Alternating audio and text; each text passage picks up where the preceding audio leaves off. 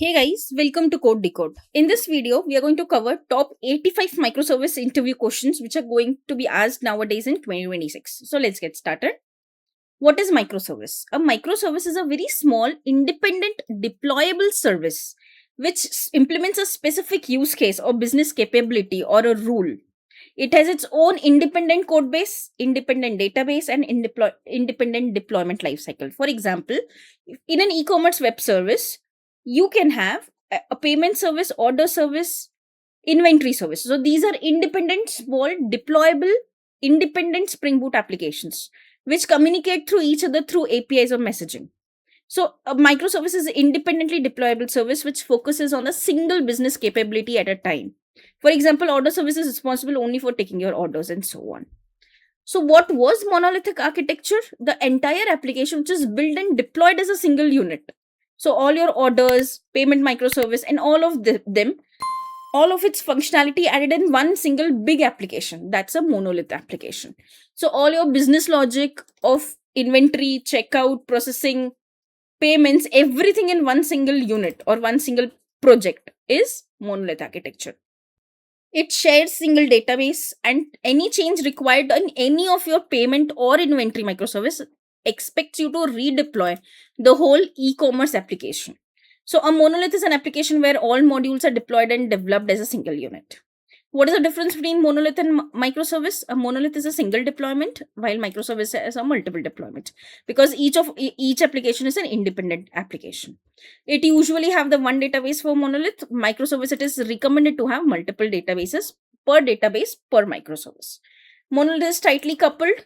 It is loosely coupled. Monolith is one single whole application, while microservice is individual services.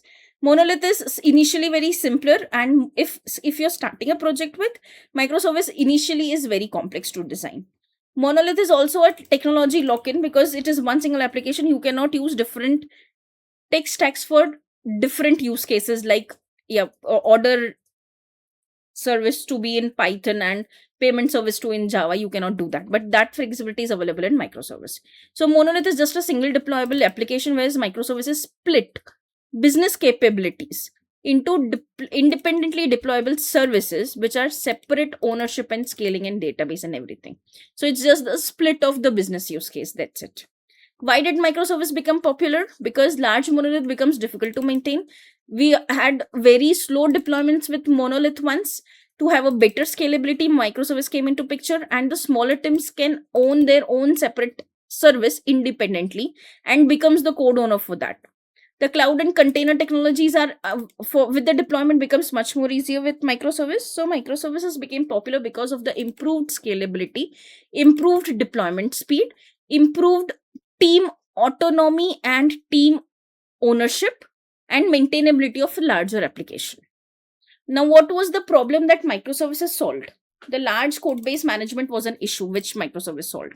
The slow deployment was a problem. Entire scaling of the complete application was unnecessary. If it is a sale time going on for an e-commerce system, your product view might needs to be scaled more rather than your product update. The team coordination bottleneck was removed because of microservice, because now your individual team becomes eligible to handle and have the ownership of individual microservice, and technology lock-in was also removed by microservice.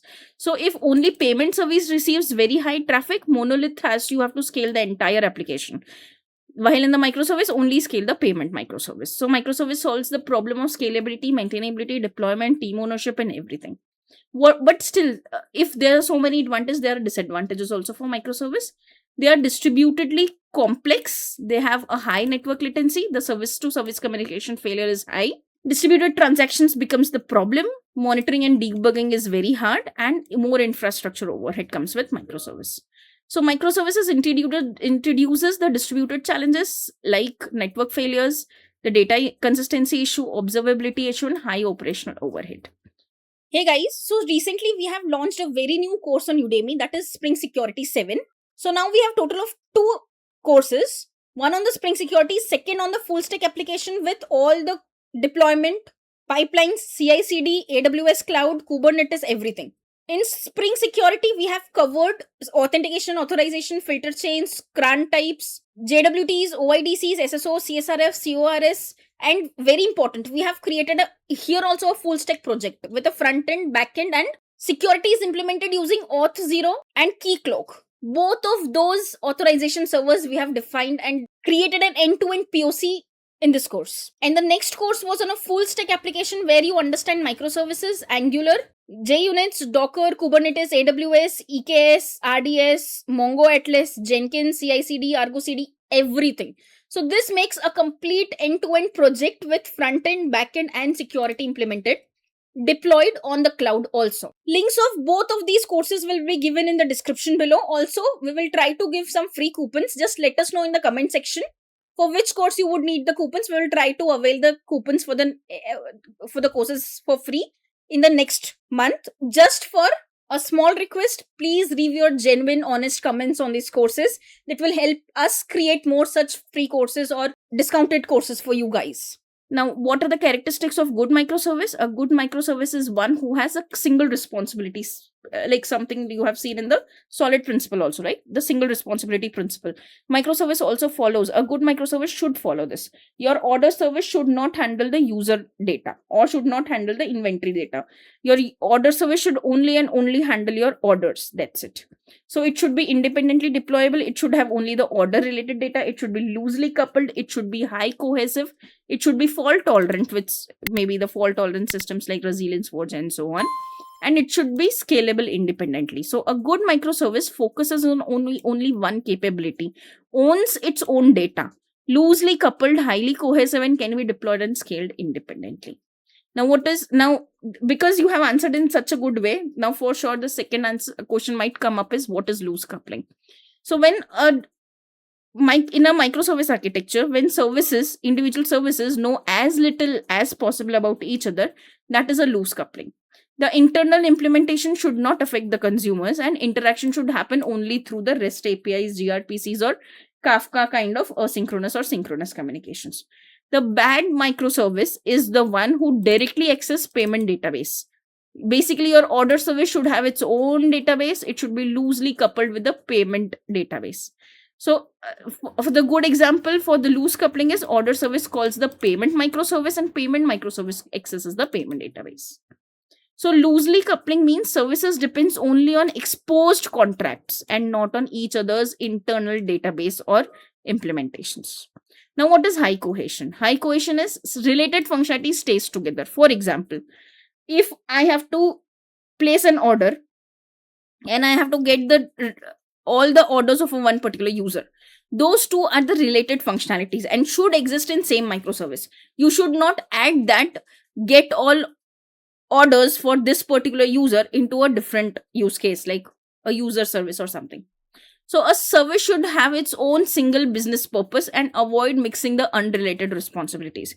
Your inventory should not provide an endpoint for your order database. So a bad example of such not implementing high cohesion is when your user service is also handling your login, the payments, and inventory also. A better example for this is for high cohesion is a user service is only responsible for user registration, user authentication, and user's profile management.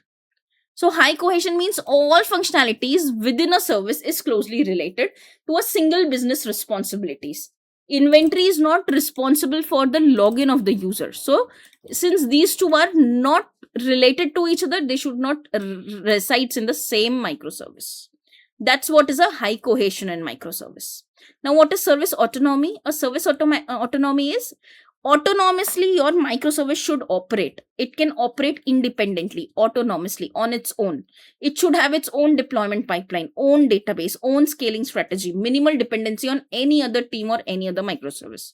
So payment team should be able to deploy the payment microservice without waiting for inventory microservice to do any changes or do something. So service autonomy means a service can be deployed, scaled, maintained independently, and a service should have the maximum control over its own data, logic, and deployment. Now, a very important question. What is domain-driven design? A domain-driven design is a designing of a software around the business domain.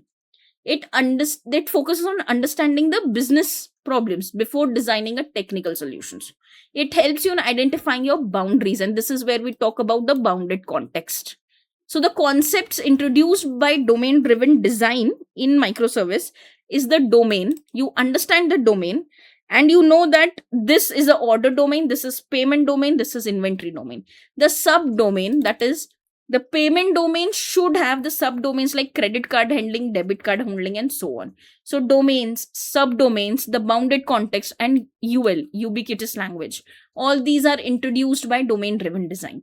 So in an e-commerce system, your order management becomes one domain, inventory, payment, and shipping, these all can become the inventory, and these can become the separate microservice. So a domain driven design approach is such a way that the software is modeled around the business domain, and it helps you clarifyly identify the boundaries using the concepts like bounded context and so on. Why should a microservice own its own database? Because it prevents the tight coupling. If you have the common database, all of them are going to use the same and increases the cohesion and coupling, which is bad. It reduces the cohesion and increases the coupling, which is bad. So having the own database for each own microservice increases the high cohesion, decreases the tight coupling, maintains the service autonomy. It allows independent schema changes, enables independent deployments, and does not allow the direct data dependencies. For example, order service should have its own database and payment service should have its own database. And these service will becomes the data owner for these specific databases. So any inconsistency in the order data should be handled by the orders team. A microservice, that is why, should have its own database to ensure autonomy, loose coupling, high cohesion, independent schema evaluation, and independent deployments. Can multiple microservices share the same database? This is a very important question right now asked in 2026, and answer is yes. There are many situations where it is better to have the same database for multiple microservices. That is where you don't want the same multiple network latency to be added, where NFRs are very strict, and there are multiple situations where we might end up having one common database shared across multiple microservices. So technically, yes, you might have seen multiple microservices having the same database, but it is not recommended, but it is also, there is a chance that you might end up having one. The problem with having the common database across all microservices is the tight coupling, low cohesion. A service break, another schema changes, independent deployment becomes difficult, and ownership becomes difficult, because now if any of the issue comes, now any of the team can say that it is because of this team who might have hampered the data in this particular common database. So that is why ownership is difficult to give in such situation. This is very important to answer in this way only, because there are multiple reasons when they say no, strictly no microservice should not have same or common database. That is not always true. Microservices do enforce rules, but they do not make it as a constraint or something that you have to follow. If you follow, it is a good and best practice, but if you don't, there might be some situations where you won't. So multiple microservices can share a database because of some reasons, some valid reasons. If it is very small, two microservices doing nothing and eventual consistency is also fine, in such kind of situations you can have it. But it is an anti-pattern, because as your code base grows, it creates tight coupling and reduces the autonomy. Now, what is independent deployment? A service can be deployed without deploying other service. That is an independent deployment. A team releases the changes independently, reduces the deployment risk, enables the faster delivery. For example, a payment service V2 is deployed. Now you don't need to redeploy your order, product, or inventory service just because your payment is now upgraded to V2 version. It is going to be backward compatible with all of these services. So a secondary deployment is not needed for all the other services. This means your V2 version can run in production for payment service, and V1 still run for order, product, and inventory service in production without requiring the deployments of others. Now, what is scalability? Scalability is the ability to handle your loads. So as in when your resources grows, your traffic grows, your resources should be able to grow and scale. For example, there is a sale going on in the Amazon. Then your product service is a very high load. Your payment might be medium and your notification might be low. So only product service needs to be scaled. So scalability is the ability of the system to increase the resources as and when your load increases or when the demand increases. Now there are two types of scaling, the horizontal scaling and vertical scaling. What is horizontal scaling? When you add more instances or pods in the Kubernetes to a service, that is where horizontally it is scaled. Initially, if your payment service is only one instance, now during the sale, you have 5 instances. So horizontal scaling means you increasing the capacity by adding more instances instead of increasing the machine size. While what is vertical scaling? A vertical scaling increases the resources of the same machine. For example, it increases the CPU, RAM, and storage. So before, if you have 4 CPUs, now you have 16 CPU with 64 GB of RAM. So this is just increasing the hardware. The problem is hardware eventually reaches to its level and often requires a downtime. So vertical scaling is just a way to increase the size of the resources of an existing server, such as increasing the CPU, RAM, and memory. Now, what is fault tolerance or fault isolation? Failure in one microservice should not crash the entire system. That is fault tolerance. Containing failures within the service boundaries, and this increases the system resilience. For example, your payment service is down, but your product, search, and inventory microservices still should be working fine. So only payment functionality is affected. Rest, you are still able to go and surf your products, find out what is available, what is not. So fault tolerance just ensures that a failure in one microservice does not propagate and bring down the entire system. Now, a very important and a very major interview question asked nowadays to trick you around. You should know that, okay, we have sought a lot of things about the microservice, but you should know when you should not use the microservice. So what is a situation where you should not use microservice? That is where you have a very small application, very small team, very simple business domain, only one domain. For example, just create a batch job for this. A very small Spring Boot application to create a batch job. Low traffic, no DevOps, no cloud, early startup validation ideas. In such situation, just go with the monolith application. And if it grows and increases in the size with the coming requirement, then you can split into multiple microservice. So microservice should be avoided for simple small application where operational complexity outweighs the benefits of microservice. And you will end up handling the transitions and distributed issues more than creating the monolith out of it. So how do microservice communicates? Now there are two major ways for the microservice communication, that is synchronous and asynchronous. Synchronous is where your client waits for a service to respond. For example, the REST API and gRPC is a very good example of synchronous communication, where your order service gives a call to payment service and order service still waits until your payment is done or not. If it is done, then only marks your order as completed, else it marks as order as failed because your payment is failed. It is very simple. It is immediate response, but there's a disadvantage. There is a tight runtime dependency. What if your payment service is down? Then your order service is hanging in between as a point of failure. So that is the runtime dependency. So that is where, when the use case is not that NFR specific or runtime specific, that is where you use asynchronous communication.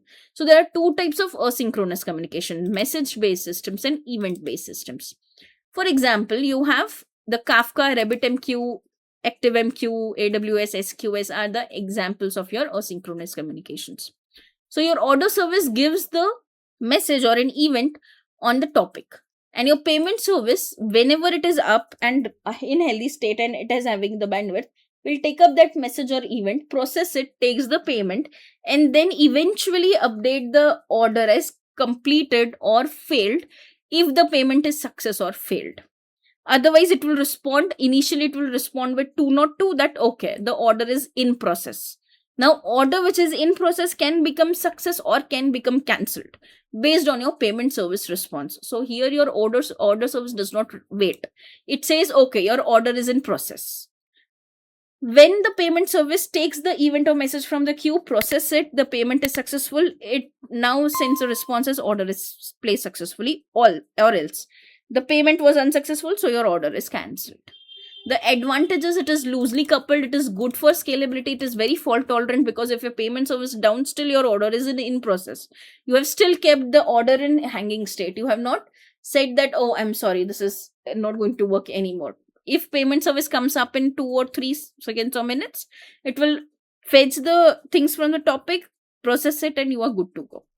But the problem, it is more complex, and it is eventual consistency is a problem. Why eventual consistency is a problem? Because The microservice when either communicate with REST endpoint or asynchronously using messaging systems like Kafka RabbitMQ.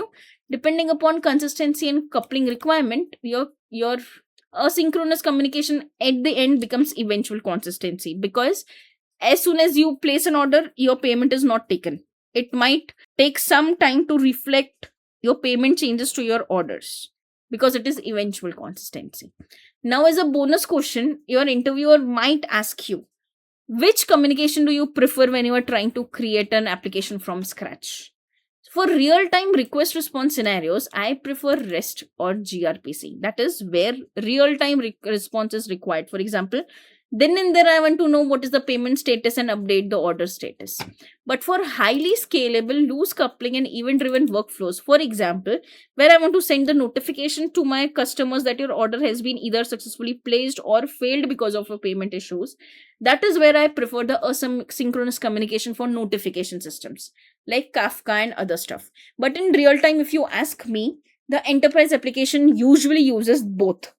The real-time response scenarios like the payment service and the order service usually works with the REST endpoints or the synchronous communication, while the notification service or the email service works with the asynchronous communication like Kafka, ActiveMQs, RabbitMQs, etc.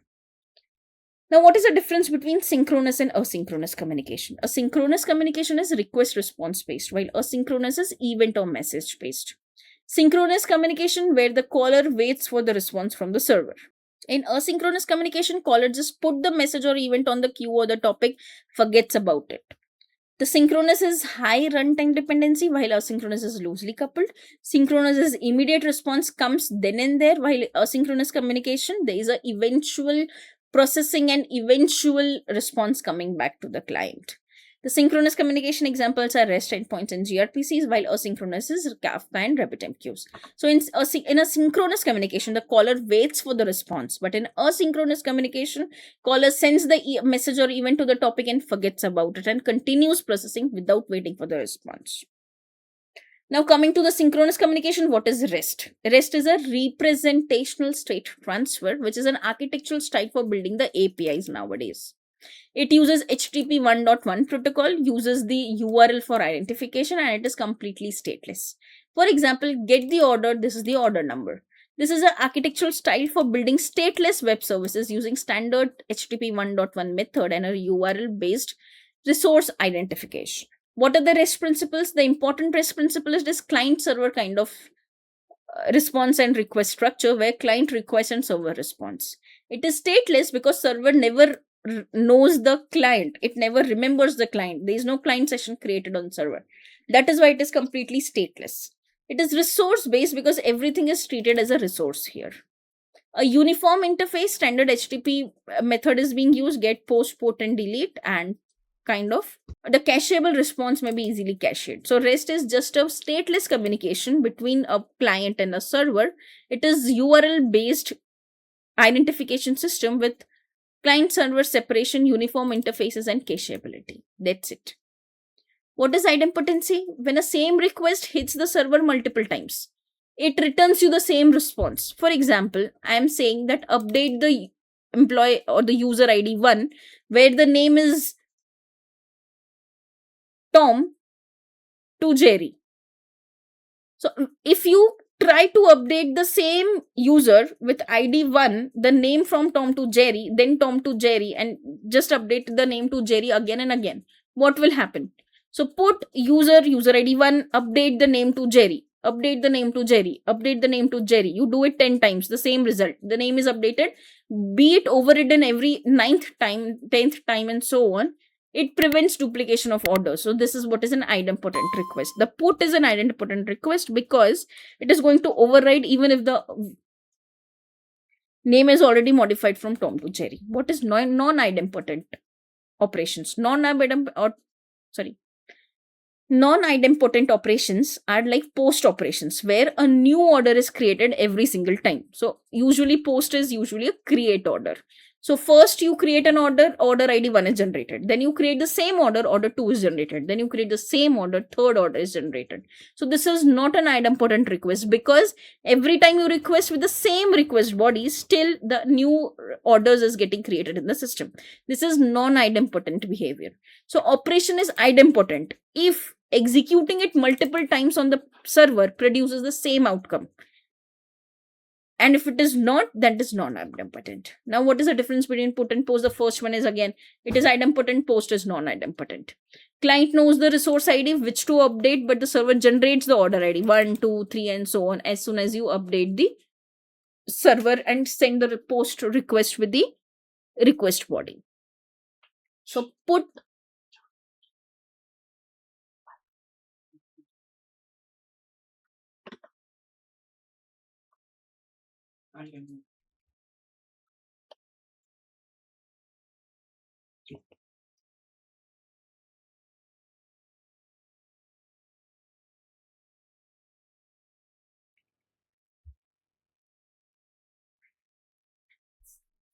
Now, what is gRPC? Again, a synchronous way of communication, but it uses HTTP 2 rather than HTTP 1.1 as by REST.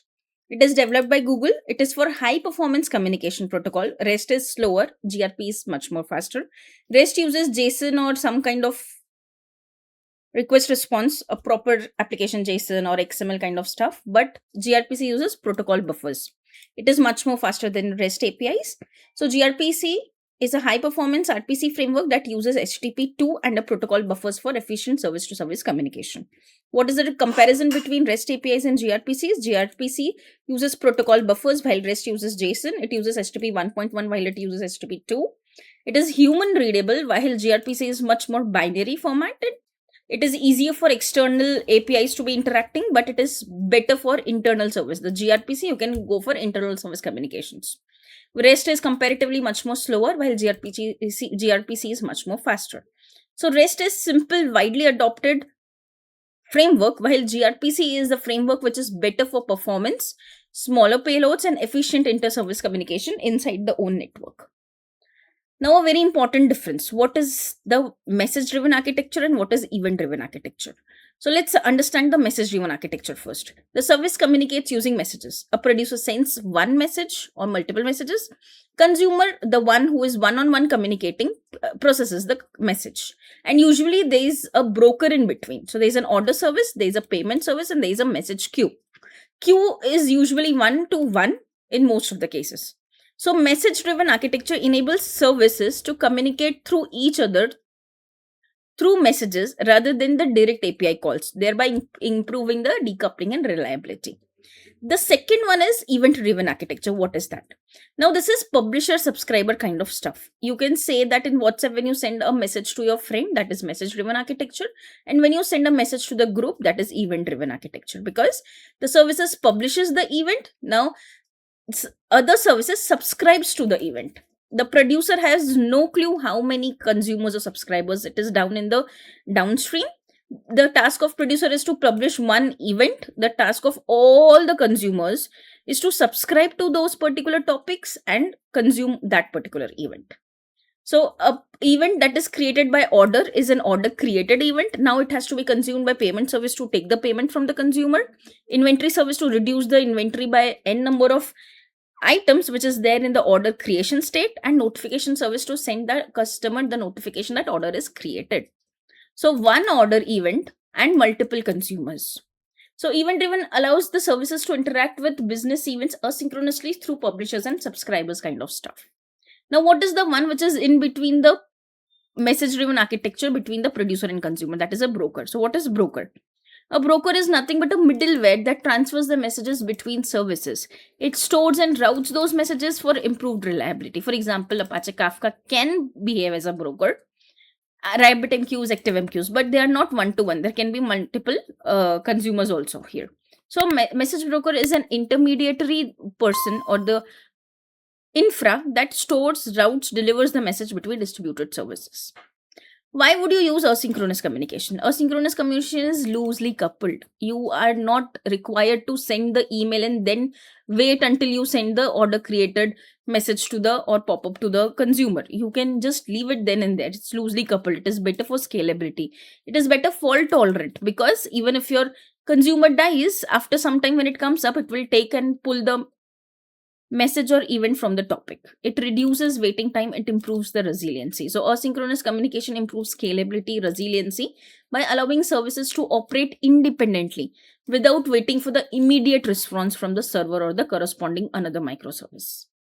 What happens if service B is down when service A calls it? For example, there is an order service giving a call to the payment service. If payment service is down, then order service says, I'm not able to take the payment, I'm sorry.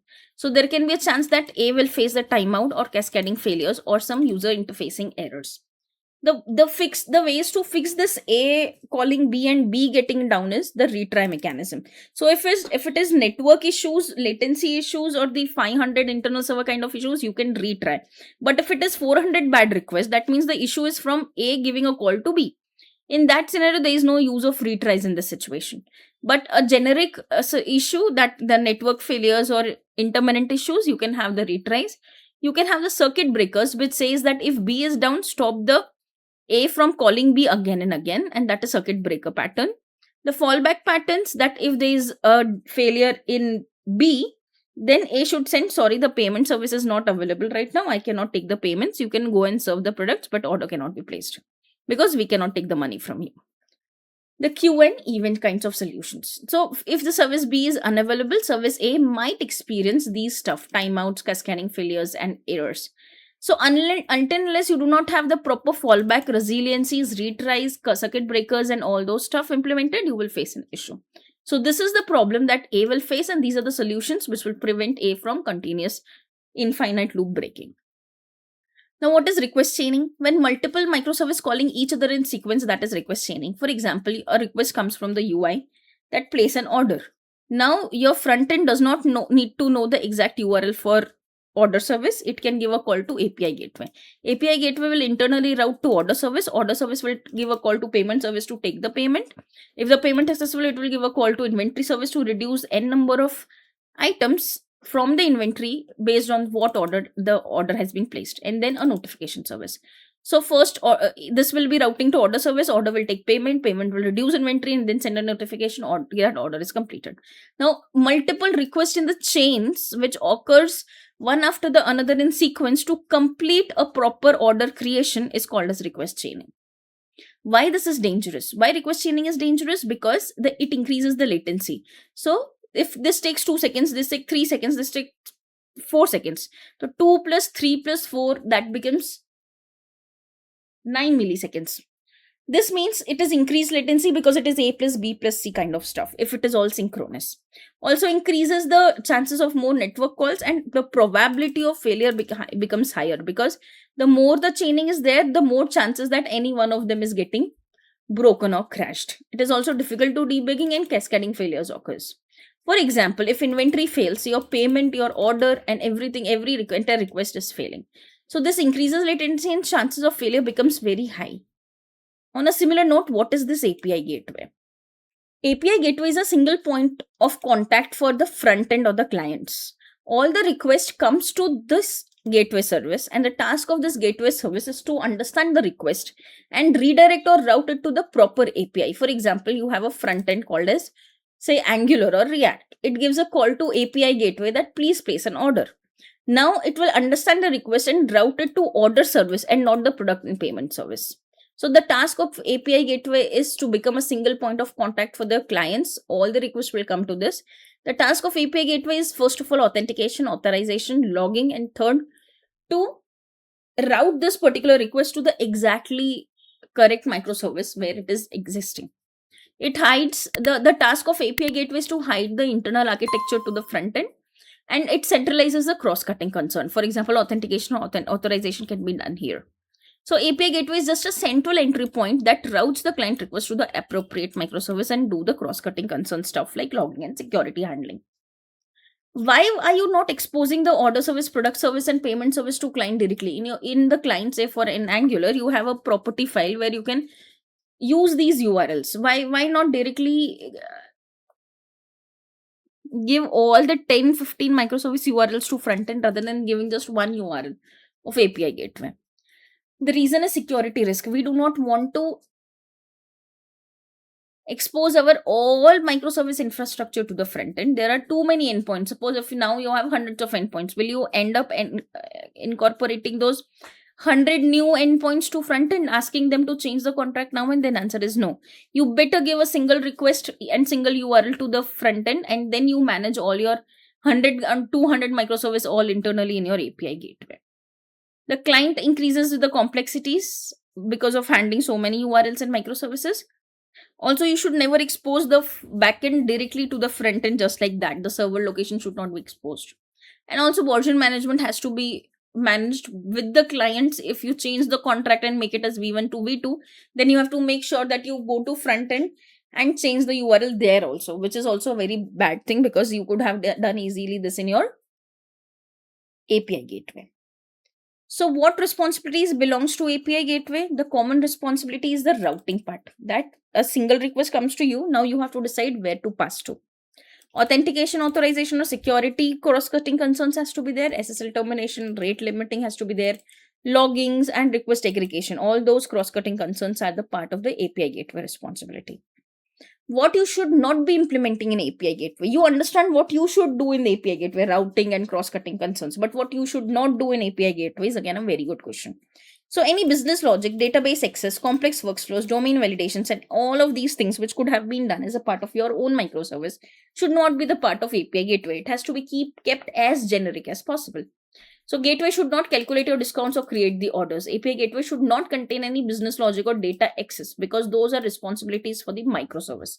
Your API gateway should be as generic as enough, handling only the cross-cutting concerns and routing stuff and security stuff. Now, what is the difference between API gateway and load balancer? This is a very good question. Load balancer is the one who balances your incoming request to all the 5 or 6 or n number of pods you have so that one pod is not overwhelmed by the request coming from the client, while API gateway is the single point of contact for the front end and is helping you to redirect to the correct microservice. So this is a routing between different microservice, and this is a routing between same microservice, different number of pods or instances. So this goes across microservice, multiple microservice. This is for one instance of one microservice. So if you have 5 instances of one microservice, which instance the routing has to be done is decided by load balancer. But exactly which microservice you need to go to is decided by API gateway. So API gateway is usually application layer, but load balancer is a network layer where the network has to go, where the request has to go. This is routing by path, while this is routing by servers or instances or pods. API gateway does the authentication. Load balancer's task is just to load the balance between the multiple instances you have. No authentication usually done here. Rate limiting is something that you can do on API gateway, but you should not do the rate limiting at the load balancer, because the task of load balancer is not to limit your number of requests, but to redirect your request to the right empty pod. So load balancer distributes the traffic across instances, whereas API gateway provides API routing, security, and management capabilities. Now, what is service discovery? When a service A wants to call a service B, it needs to know the place or the IP or the port number or the address where service B is running. Now, since microservices instances are created and destroyed dynamically, especially the pods in Kubernetes, the hard coding of IP address is not practical, because every time a pod crashes, a new pod comes up, a new IP is provided. This is exactly where service discovery comes into picture. It is a mechanism for locating the services dynamically. It is required because services IP changes continuously and in cloud and Kubernetes environment where pods are meant to be crashable. So instead of giving the hard-coded URL, you rather just give a call to payment service. And it is task of your discovery system to actually find the IP and the port just by the name of that particular service. Yes, there are multiple times when these service has to register to your the discovery systems like Eureka. The example of them is Networks Eureka, Console, and a Kubernetes discovery service. So the discovery service enables the services to dynamically find and communicate with each other without hard coding the IP addresses and ports. Why do microservices need service discovery? Because services and ports are dynamic. Their IP changes frequently. Their ports are recreated again and again. So rather than just going and configuring the URL again and again when a port dies, it is not a feasible solution. That is where the service discovery enables the services to dynamically locate the other services without hard coding the network addresses. Now, what is client-side discovery? A client-side discovery is where the client itself, as the service discovery or say Eureka for the service locations and chooses an instance to call. In client-side discovery, for example, Eureka, the client itself asks the Eureka for the payment service location and chooses to call. Client asks discovery service for the service location. The client chooses the instance and calls the service directly. For example, there's an order service which is going to call a payment service. So payment service has to register with Eureka. So call goes from here to register itself. Now Eureka knows where the payment service instances, 3 or 4 instances are there. So now order service chooses one of those instances from Eureka and send the request directly. So in client-side discovery, the client queries the registry and asks all the instances, and then from all those instances chooses where to send the request to. While it is opposite in server-side discovery, because in server-side discovery, the client does not know anything about the registry. It is the load balancer or API gateway or any component that performs the discovery. So client gives a call to load balancer. Load balancer queries the registry and forwards the request to payment service. For example, you might have seen a lot of places. This is a kind of service discovery that happens. Server-side discoveries. What happens is there is a Kubernetes service. The order service gives a payment to SVC local cluster. So what happens? Your Kubernetes service will redirect to the right pod. So order service simply gives a call to payment services SVC cluster local. Now it is a task of Kubernetes to handle the service discovery, to do the load balancing and to the pod selection. 3 things: service discovery, load balancer and pod selection, all of them done by Kubernetes alone. So client as an order service need not connect with any of the discovery agent, need not know which pod to be chosen for, just like in client service we do, client discovery we do. In server-side discovery, order service does not know anything. It just gives a call to Kubernetes. Now Kubernetes does the service discovery.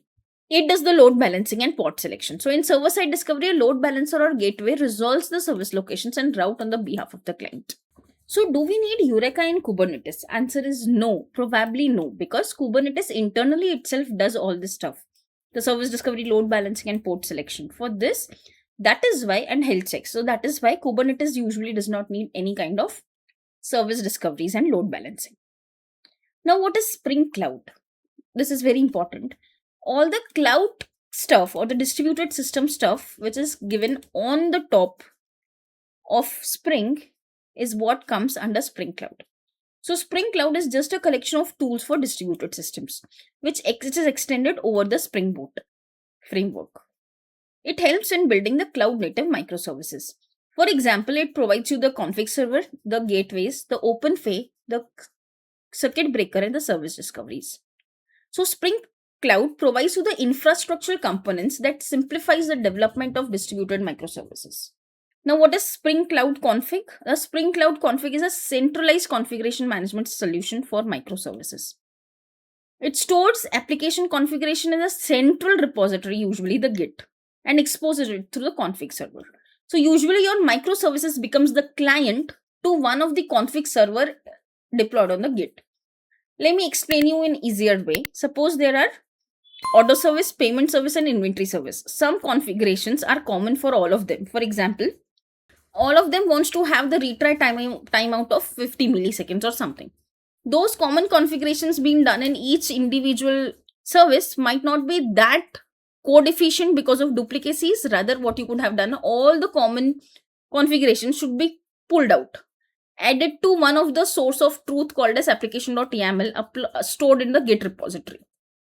Now the config server is the one who provides this application.yaml to all the clients, config clients. And who are your config clients? Again, your 3 applications, microservices. Order, payment and inventory repository becomes the clients, or the microservice becomes the config clients. and fetch those configurations which are common configurations at runtime, enabling the centralized management, version control, and environment specific settings easier for configuration update.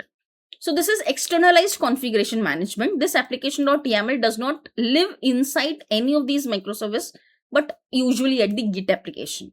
So there's a central location where this application.property is kept, and it is stored outside the application in the Git. So Spring Cloud Config provides a centralized management of application configuration across multiple services. What is the benefit of doing this? It is a single source of truth. It is easy to maintain. It is consistent. Now, what is config server? A config server is the one which provides you the configuration. It is backed by Git and supplies configuration to microservices at startup. So it is just a centralized service that serves the configurations to your microservices. Now, a very good question, and 100% this is asked when config server comes into picture. Is your config server single point of failure? Answer is yes. My config server can become a single point of failure if it is unavailable due to some reasons. So what will happen if it is a single source of failure? What if your config server is down? All your applications startup may fail. Though if some services are existing, pod is already running, it will continue to work because they have a snapshot of those configurations fetched already from the Git. Also, cached configuration can be used in such situation. Now, what are the possible common solutions to prevent the config server failure? Is to disable the fail fast situation, to have the local fallback configuration. So suppose if the central config is failed, at least you will have local configurations with you, and you can have the config caching. If the thing is down, you can add it from the caching.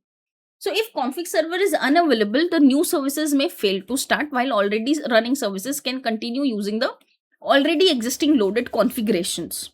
And also they can cache them and you can still use them if the config server is down. Now, what is Spring Cloud Gateway? It is just an API gateway backed by Spring. It replaces the Zool. It is reactive and non-blocking, and that is the best part of Spring Cloud Gateway. The task of the Cloud Gateway still remains the same of what is the API gateway responsible for: the routing, the cross-cutting concerns like logging, authentication, authorization, rate limiting, and filters. So Spring Cloud Gateway is a reactive API gateway which provides routing, filtering, and all those API gateway capabilities for all the Spring Boot microservices. What is OpenFA? OpenFA is a declarative HTTP client used in Spring Boot to call the services via REST APIs. So they are still the REST APIs, but there is a wrapper around the REST APIs, which is OpenFA. So instead of writing all the boilerplate codes like REST template.get for object, you can just use OpenFA interface. And rather than just writing those boilerplate code, just by adding one simple Java interface, automatically creates the internal implementations. You don't have to do anything such. So how did you use the REST template? In the REST controller for the order service, if you want to give a call to payment service, this is how you use the REST template.payment service. Now you are handling the URL construction here. You are handling the request execution and the response mapping. Rather, what you can do is just create an OpenFA client like this. Just create a get method over it, and then in the REST controller, you just auto-wire the payment client, which is an interface, and give a call to the get method like this, and it will automatically internally generate this kind of code for you where the URL construction, request and response handling will be done.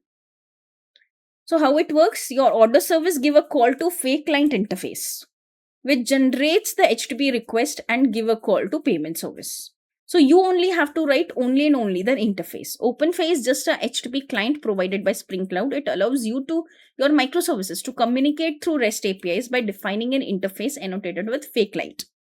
It generates the HTTP client implementation, which is this URL creation and all those request response handling automatically, thereby reducing the boilerplate code and making it integration easy with the service discovery, load balancer, and fault tolerance mechanism.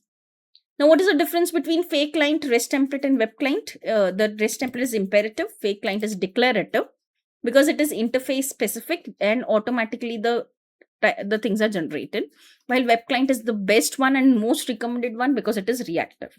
So current status, REST template becomes legacy, web client becomes recommended because it is non-blocking and it provides you the support for blocking also. So both of the REST template task and non-reactive and reactive task can be done with web client nowadays. while fake client is active still. Async support is limited in fake client. There is no async support in REST template. But the best part is async support is provided by web client. Boilerplate code in REST template is very high. In Fake it is very low. But in the web client still remains the medium one. So Fake client just simplifies the REST API calls because the REST API and REST template is now legacy synchronous way of communication. And web client is just a modern way of non-blocking HTTP client calls. The fail stands in between both of them. Why web client is preferred in modern application? Because it is reactive, non-blocking, better for scalability, supports streaming, it is good for resource utilization, it is preferred because of non-blocking IO calls. Now, what is fault tolerance? The ability to continue operating despite failures is a fault tolerance. Suppose there is a system giving a call to B and B is failed. The task of A is to not to give a timeout exception or send the same thing to client, rather become fault tolerant and still continue to work even if your dependent microservices fail. So it is the ability of system A to continue functioning even when system B fails. What is circuit breaker pattern? A pattern where the repeated calls to the failing service called as say service B is to be prevented. That is a circuit breaker. So if A is giving a call to B, it is a task of circuit breaker to stop giving a call from A to B if the B is dying, or there is unnecessary load to be stopped sending to B if the B is already dead or unresponsive. So circuit breaker detects the repeated failures in B and temporarily block all the requests from A to B or any of the microservice to B if B is failing. Now on to that, there can be multiple upcoming questions. Why do we need a circuit breaker? Suppose A is given call to B, B fails. A given call to B, B fails, and so many times the resource gets exhausted. So if there is a retry mechanism added to service A, what will happen? A will give a call to B n number of infinite times, which ends up using multiple threads and CPU usage and everything. So circuit breaker prevents the cascading failure and resource exhaustion by repeatedly stopping the call to unavailable microservice. Now this is again a very important question. What is closed, open and half open state in circuit breaker pattern? So in the circuit breaker pattern, suppose there is an order service giving a call to payment service and payment service becomes slow or unavailable. Now order service keeps on trying request to payment service to keep on trying the payment from the customer, but it is not able to. So circuit breaker prevents this infinite loop of requests coming from order service to payment service and rather just send a response that the order service is not able to take the payment as of now, so your order cannot be confirmed at this point of time. Please try after some time. That is what is a circuit breaker pattern. But what is a closed state? A closed state is a default state where there is no network issues, there is no problem. Order service can instantly give a call to payment service and all the requests are allowed, no failures in the order service or the payment service. So circuit breaker keeps on monitoring the success and failure rates and everything is working normal. Then it will keep the operation or the circuit in the closed state. You can consider this something as a drip in your main power switch in the house. If the load increases, the meter drips. That means the circuit is open. When there is a normal operation, nothing going wrong, the circuit is closed. And when circuit is closed, normal requests are allowed to go from order service to payment service. So suppose 100 requests are saying there is a circuit breaker sitting in between. It is counting the number of failures. So if only failure is 2 out of 100, the failure rate is so low that the circuit remains closed and all the services are allowed to pass from service A to service B or order service to payment service. Now is an open failure where circuit opens. When the circuit opens, the services are not allowed to give a call to payment service. So no requests are allowed to send to the payment service. Call fails immediately and fallback response sent immediately from the circuit breaker itself that your payment service is down. Please try again after some time. For example, your success rate is 20 and failure is 80. That means 80% failure. Configured threshold is 50%. So suppose you configure that if 50% of the requests are failing, then open the circuit and stop sending any request to the payment service. The third is a half open state, which is a testing recovery state. This is very, very interesting. After a configured wait time, the circuit breaker enters the half open state. That means when the circuit was open, after 10 minutes or something, the circuit breaker from itself tries and sends the test request to payment service. to see whether payment service is up or running or yet or not.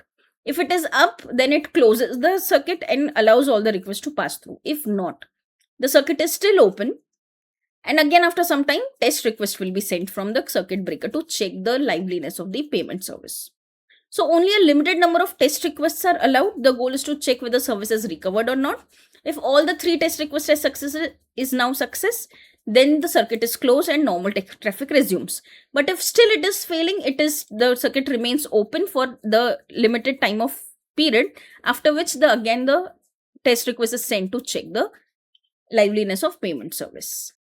So basically, circuit breaker has 3 states: closed, open, and half open. Closed is where the request flows normally. Open is where failure threshold rate is much more greater, and hence the circuit is open and requests are not allowed to be sent to the failed microservice. And half open is a wait period where a small number of test requests are allowed to check whether the downstream of the payment service is recovered. If successful, circuit closes, otherwise it reopens. Now, what is timeout? This is the time after which the service waits for the response before aborting the request. Suppose there is an order service giving a call to the payment service, but after 2 milliseconds, it does not get any response back. That is where timeout happens. So after 2 seconds, the order service says, sorry, the payment service is down. I cannot get any payment from you right now. You can still serve the products. Now, what is retry? Retry is the way to reattempt the failed request. For example, your order service is trying to call payment service. It tries, it fails with internal server error or some network issues. Then again it retries and so on. And after third or fourth request, it succeeds. So that's where retry stops. So retries can also be an exponential bake of retry, where if after some time it tried and then it will stop trying. So retry is just a re-execution of the existing operation to verify whether the temporary failures are recovered or not. Can retries be dangerous? It is a very good question, and answer is yes. A retry can be very dangerous, because if you keep on retrying in a 400 bad request, what will happen? Your order service is sending a bad request to your payment service. Even if you retry, it is never going to success because the contract is not honored. That is why you get 400 bad requests where contract is not honored. So what will happen? Again and again, if you give a call to retry, it will never succeed. It will increase the traffic. It will increase the retry storms. It will exhaust your threads and resources, and duplicate processing might happen. So excessive retries can amplify the failures by generating additional load on already struggling system. So keep it as an exponential back of retry. What is bulkhead pattern? A bulkhead pattern is a resilience pattern that isolates resources like threads, connection pools, so that a failure in one part does not bring down the complete application. For example, there is a kind of bulkhead kind of system in the ships, where the bulkheads are the watertight compartments. So if one compartment floods, the whole ship does not sink because it is completely watertight. It is isolated. So that exactly happens when there is an order service call. It allocates separate resources for different operations. So now there is a payment service call which is given a thread from a pool A. The inventory system is having a call from thread of pool of type B, and notification calls are done using the thread of pool type C. Now if payment service becomes unavailable, then a lot of requests will come and fail, and again retry will happen again and again for the thread pool of A. But still your inventory and notification service will continue to working because they are using the thread from different pool.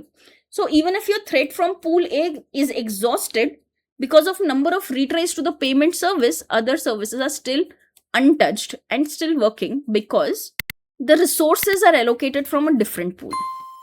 So the task of bulkhead pattern is to isolate resources such as threads and connection pools, so that if the failure or shutdown occurs with the payment service, it will not affect the inventory and notification service, which improves the resiliency.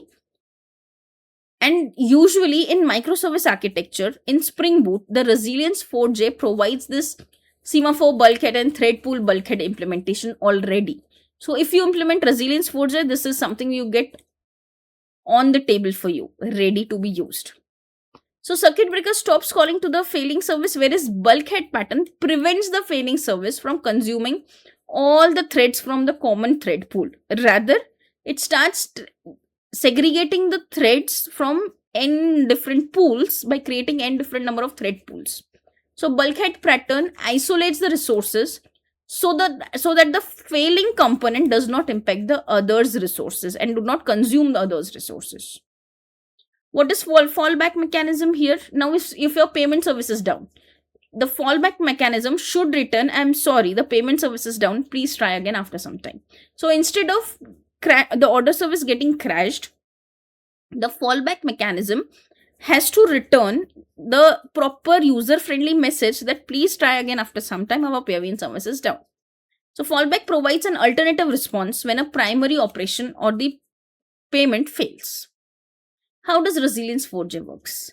It is just a lightweight fault tolerance library that implements patterns such as circuit breaker, retries, bulkhead, and rate limiting, and thereby prevents all of those kinds of situations where your order service fails because your payment service is slow or down.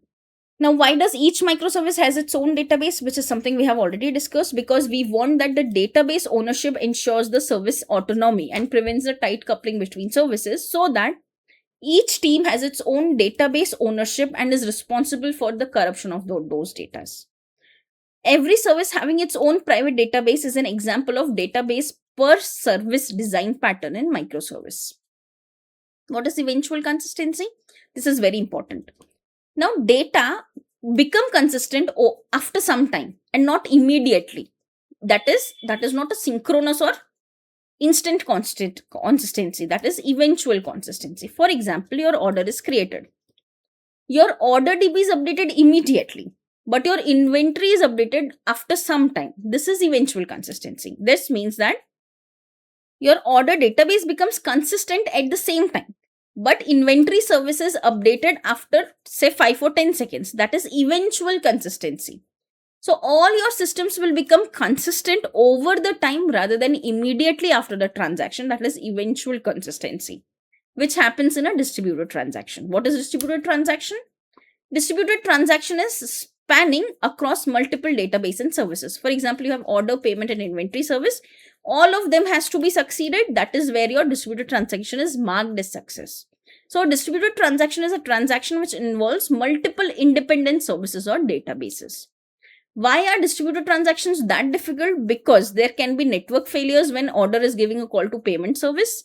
There can be a partial failure, there can be data issues, there can be latency issues, there can be scalability issues. So in general, distributed transactions becomes very difficult because coordinating multiple independent systems is failure prone and complex. Now to solve this kind of issue comes the Saga design pattern, which is an alternative to distributed transaction. What it does, it sends, it is just a sequence of local transitions. And if anything fails, there is again a set of and step of compensating actions. For example, you create an order, you reserve the inventory and you try to process the payment, but the card fails or the payment fails. Then you need a compensating event sent from payment service to inventory service that release the inventory, give it to somebody else who needs it. Then again, one more event has to be sent, which is a compensating event to cancel the order because payment was not successful. So that's the local transactions, and the compensating transactions is a part of Saga design pattern. Now, the Saga design pattern is implemented in two ways, the choreography and the orchestrator. The choreography is event or the queue based, while orchestrator is the orchestrator or the central coordinator based. In choreography, there is no central controller, while in the orchestrator, there is a Saga orchestrator which sits in between. The choreography is mostly decentralized, while orchestrator is more controlled. Choreography is hard to debug because there is a lot of subscribers to one event going from one message broker to another, while it is easier to track in orchestrator because each and every request and compensating request comes and goes through the orchestrator, and hence debugging is easier. The choreography follows and uses the events of coordination, while orchestrator uses central coordinator to send the command and the compensating events to different microservices in a transaction flow. Now, what is CQRS? CQRS is a command and query responsibility segregation. That is, you write separately and you query separately. This is very, very important where there is a situation that, so for example, there is a sale going on in your e-commerce Amazon system. So the right to the product is very less. You are rarely going to change the iPhone 70's description or the model numbers or so on. But the read to this iPhone is very high because it is going to come in sale at a very low price. That is where you have to segregate your writing to the product service and reading from the product service, because you have to scale to 5 pods for reading, but you can keep only one pod for writing, because product update is very less in the sale, but product reads and display is very high in the sale situation in Amazon. So that is where you segregate your product query and product update systems into two different microservices so that you can scale and perform better. Now, what is event sourcing? This is very important microservice interview question. This is where you store every change that happens to the state of the system. Let me tell you with an example. Now, suppose you have a bank balance of suppose 10,000 rupees. So rather than saving and giving only account balance as 10,000, you says account created, money deposited 5,000. Then money deposited 8,000. Then money withdrawn 3,000. So the current balance is now calculated by replaying these events. So total of this becomes 13 here, and then 3,000 withdraw, that is becomes 10,000. So rather than just maintaining the account balance of 10,000, you are keeping the record of each and every event that changes the state of your application. Account created is a state change. Money deposited, again say it changed from 0 to 5,000. Here the state changed to 13,000. Here the state changed to minus 3,000. And the end result is this. So the current balance is constructed from the replaying of these events. So event sourcing is nothing but the storage of all the states change as immutable events rather than storing only the current state. Now, a very beautiful question, difference between ACID and base. Yes, ACID and base exist in the microservice world also. ACID property is atomicity, consistency, isolation, and durability, while base is basically available, a soft state, and eventual consistency. So see, it is instant consistency. This is eventual consistency. So ACID is a strong consistency system.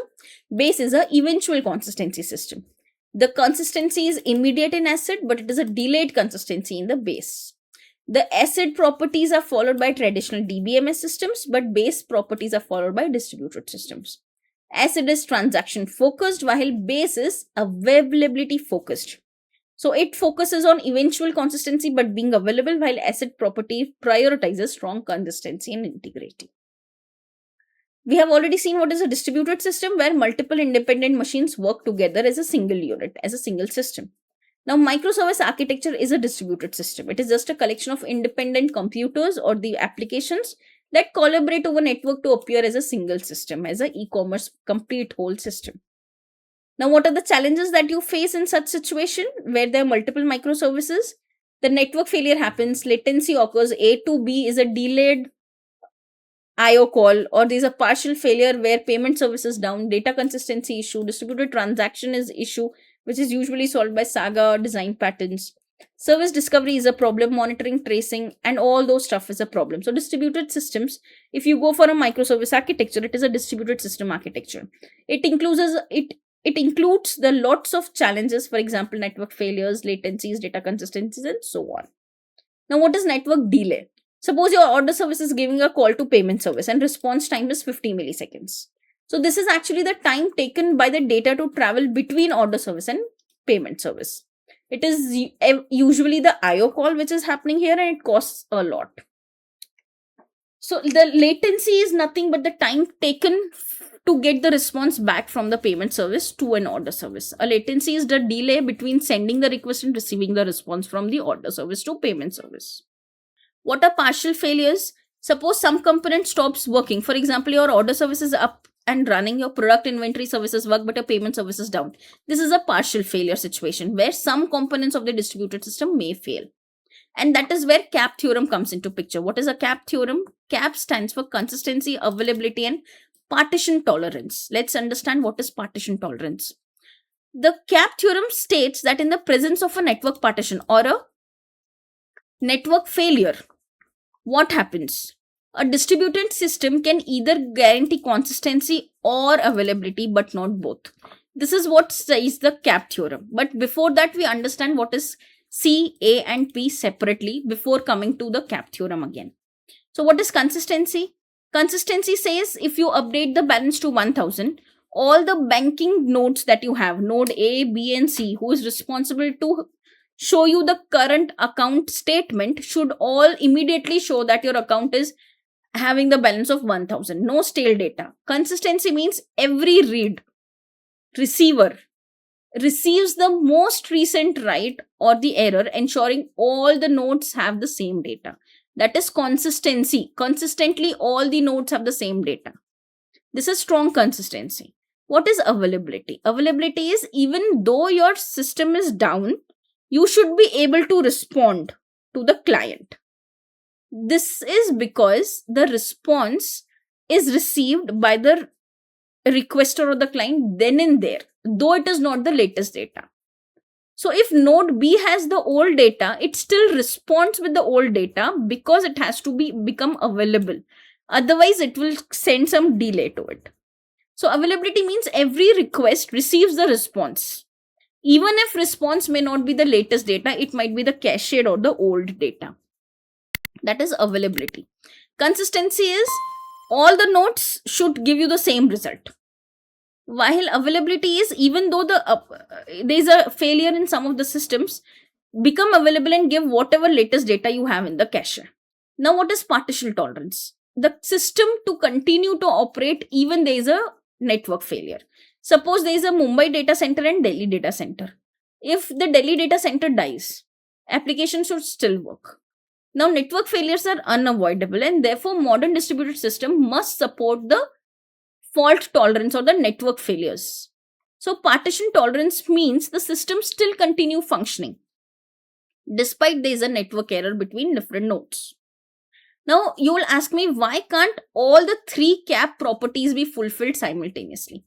Why can't I be fault tolerant as well as available and consistent simultaneously? The reason is because suppose node B is broken.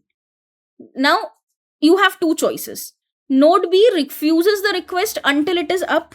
That means you are not available. But you are consistent because until unless you have the correct data, you will not respond. So if you won't respond, you are not available, but you are consistent. Whenever you respond with the right data. What is availability? The second option is B continue to send the response, whatever it has as the latest data, because node may return different data. So when the partition or the network issue happens, either you sacrifice the consistency and give whatever you have just to become available, or you make sure that you will not respond and you will give 400 bad requests, 500 internal server error kind of stuff, remain non-available until you have the proper data with you, the latest data with you. So during a fault problem or the network issue, a system might choose between serving the stale data and being available, or rejecting all requests with 500 500 internal server error and restore until the proper consistent recent data is available with him or not. So therefore, you cannot be available if you want to be consistent, and you cannot be consistent if you want to be available. AP systems are consistent and CP systems are available. Let's give the real-time example of CP and AP systems. Sorry, I said it opposite. The CP systems are consistent and AP systems are available. The CP systems are consistent when there is a network failure. That means it prioritizes your data. Example is Zookeeper, Console, ETCT, and so on. If a node cannot guarantee the latest data, all the requests are rejected and you will end up in the bad request or the internal server error kind of stuff. While the AP systems are available systems which prioritize the uptime. That is where you cannot manage a single millisecond of downtime which ends up having the user loss or the budget loss. That is where the AP systems comes into picture. That is like Cassandra, DynamoDB, and so on. This is where requests are always accepted and returned you with the whatever latest data it has without thinking about the consistency. So CP systems prioritize consistency and may reject the request, while AP systems such as Cassandra prioritize availability and allow eventual consistency. Now, last and very important question in a microservice world. How do you deploy microservice without downtime? So there are ways of deployment to prevent the downtime. That is rolling deployment, where each instance is replaced gradually with the new instance. The blue-green deployment, where there is an instant rollback for all the systems available. Use a canary deployment for gradual shifting and load balancer to route only to the healthy systems. You can still keep the old instance serving while the new instances are getting started. You can use a readiness probe to go into the healthy instance and check whether they are really healthy, and use a graceful shutdown to complete the in-flight request before stopping the instance then and there. This is very important when you are in a real-time situations. So suppose somebody is giving a call to create an order in an Amazon kind of system. If there is no graceful shutdown, your order request is in hanging state and your pod has stopped. So the in-flight request has to be completed before the instance is stopped. That is graceful shutdown. So ensure the backward compatibility and expand and contract migration strategy for this. So zero downtime deployment is achieved using the rolling deployment, health checks, graceful shutdowns, load balancing, backward compatible changes, and deployment strategies like blue, green, or canary deployment. Now, a very important senior level follow-up might come, that which common strategy of deployment is used in microservice with a Kubernetes implementation. The answer for this is usually the rolling deployment is preferred in Kubernetes because it natively supports it and it minimizes the downtime while upgrading each pod one by one gradually. That is where the rolling deployment is the deployment strategy usually used with microservice with Kubernetes support for orchestration of pods.